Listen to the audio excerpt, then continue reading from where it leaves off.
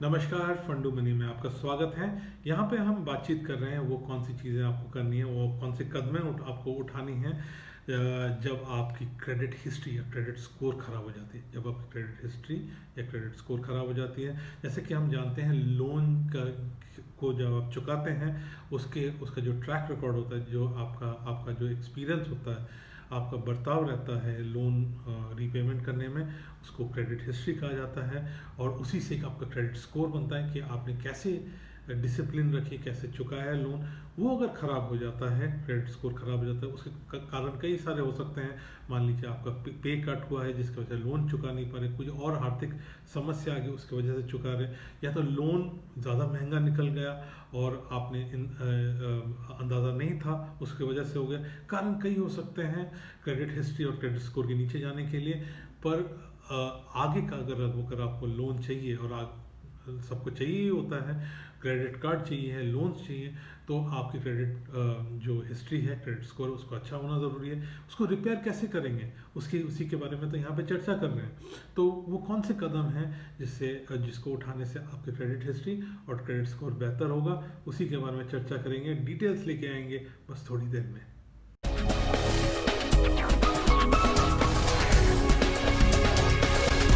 बातचीत कर रहे हैं वो कौन से कदम उठाने हैं आपको जब अगर आपकी क्रेडिट हिस्ट्री या क्रेडिट स्कोर खराब हो गया। इसके कुछ लोन में डिफ़ॉल्ट, लोन की अदायगी में कमी रहेगी आपकी तरफ से, या आपके कुछ आर्थिक प्रेशर है, आर्थिक मंदी आ गई है, कुछ दिक्कतें आ गई घर में, कुछ और परिवार में कुछ आर्थिक प्रेशर आ गया है जिस वजह से आपकी क्रेडिट स्कोर या क्रेडिट हिस्ट्री खराब हो गई है।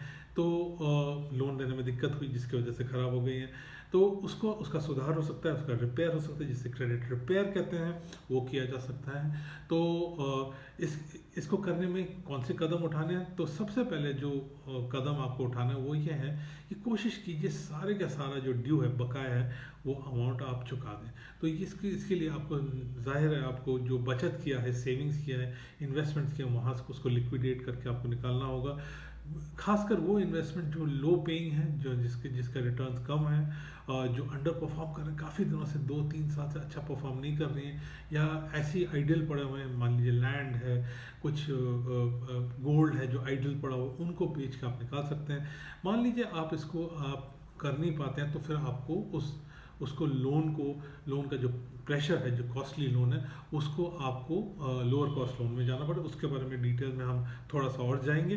पर आपको बेसिकली क्या करना है कि जो संस्थान है जिन्होंने आपको, जहाँ पे आपके बकाया लोन है, वहाँ पे उनका सबसे पहले आपको अपना क्रेडिट रिपोर्ट डाउनलोड करना है, निकालना है। ऑनलाइन निकाल सकते हैं, वैसे भी फिजिकली भी हो सकता है, ऑनलाइन आजकल बहुत आराम से निकल आता है, बैंक साइट से आप निकाल सकते हैं। पहले निकालना है, फिर आपको जो है उन संस्थानों में जाके नेगोशिएट करना है एक रीपेमेंट प्लान।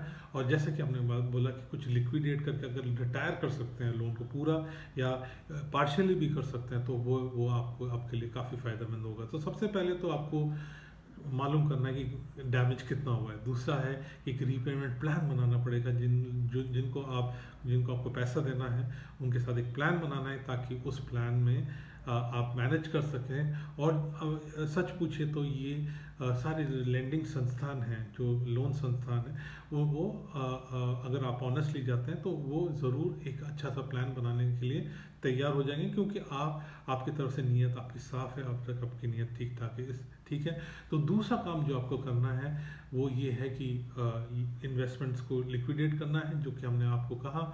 और आपके जो आइडल इन्वेस्टमेंट्स हैं या कुछ और अंडर परफॉर्मिंग इन्वेस्टमेंट, उसका इस्तेमाल करके आप रीपे करते हैं।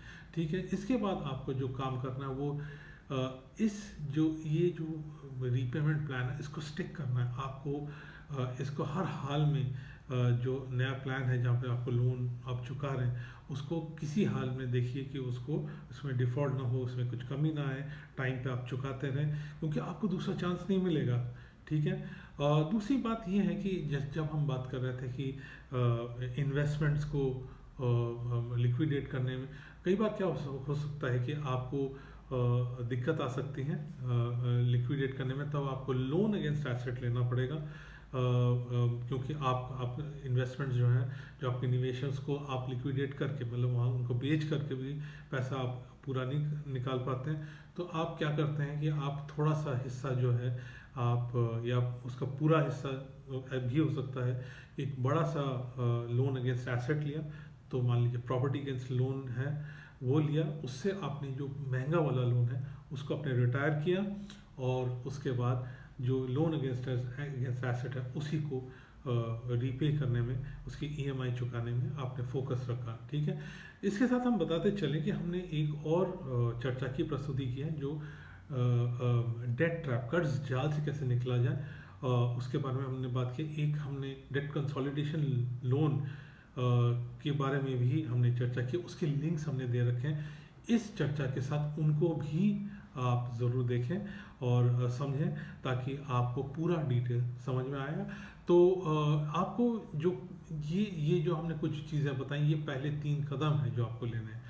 ये जब आपने रीपेमेंट प्लान आपका बन जाता है और आपने या तो लोन संस्थान के साथ मिलकर किया या खुद के लिए बनाया, अगर खुद के लिए करते हैं तो क्रेडिट इम्प्रूवमेंट कंपनीज हैं, इन संस्थान हैं जो आपको गाइडेंस करती हैं, आपको लोन, छोटे छोटे जो लोन्स हैं, सिक्योर्ड लोन्स हैं, लोन अगेंस्ट एसेट, वो भी दिलवाती हैं। तो उसकी तरफ भी आप देख सकते हैं। ये आपका चौथा कदम होगा, जहाँ पे आप लोन अगेंस्ट, छोटे छोटे लोन अगेंस्ट एसेट्स ले सकते हैं, जिससे आपकी आप ये दिखा रहे हैं, एक हिस्ट्री बना रहे हैं कि आप लोन, एक डिसिप्लिन्ड बोरोअर हैं, डिसिप्लिन्ड कर्ज लेने वाले हैं, और ठीक टाइम पे आप लोन चुका रहे हैं। तो आप लोन अगेंस्ट एसेट ले सकते हैं, अगर कुछ बच जाता है, कुछ ऐसी चीज़ है जिसके अंदर लोन ले सकते हैं, तो loan against FD, loan against gold, loan against property, तो आप छोटा अमाउंट लीजिए और उसको पे कीजिए।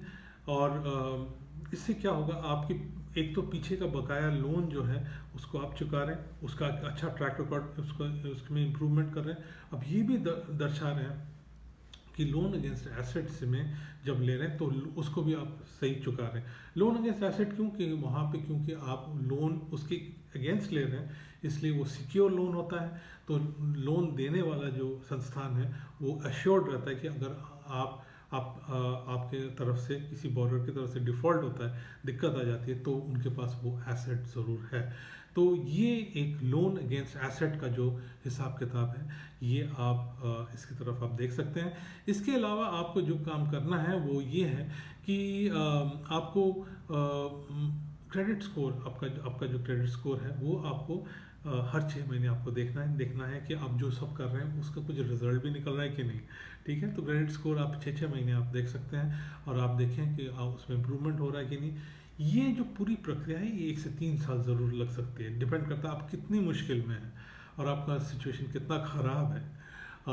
तो अगर आप कितने मुश्किल में हैं, तो अगर बहुत ज़्यादा मुश्किल में, थोड़ा ज़्यादा वक्त लग सकता है, पर 1 से 3 साल के बीच में अगर जितने हमने कदम 4 बताए वो आप कर सकते हैं। इसके बाद जैसे ही आपका मामला कंट्रोल में आने लगता है, आप एक फॉर्मल रेगुलर लोन की तरफ अप्लाई कर सकते हैं, क्योंकि आपका क्रेडिट स्कोर ऊपर जा रहा है, और आप मालूम भी कर सकते हैं कि कितने क्रेडिट स्कोर में आपको एक रेगुलर लोन मिलता है। तो वो लोन अब तब आप एलिजिबल हो जाते हैं एक रेगुलर लोन लेने के लिए। तो ये जो पूरा जो प्रक्रिया है, इसमें ये कुछ चीज़ें आपको करनी है, कुछ डिस्कशंस जो हैं जिनके हम लिंक्स हम दे रहे हैं वो भी ज़रूर आप देखें और उससे आप फ़ायदा उठाएं। और हमें उम्मीद है कि आपको ये प्रस्तुति यूज़फुल लगी होगी, उपयोगी लगी होगी। अगर कुछ सुझाव हैं, कुछ आपके एक्सपीरियंसेस हैं, वो ज़रूर शेयर करें। और इसको अगर आपको पसंद आए तो ज़रूर लाइक बटन दबाएं, शेयर करें, जुड़ जाइए हमारे साथ सारे लीडिंग सोशल मीडिया नेटवर्क्स में। अगली प्रस्तुति का इंतज़ार कीजिए। अपना खूब ख्याल रखिए। अगली बार तक के लिए नमस्कार।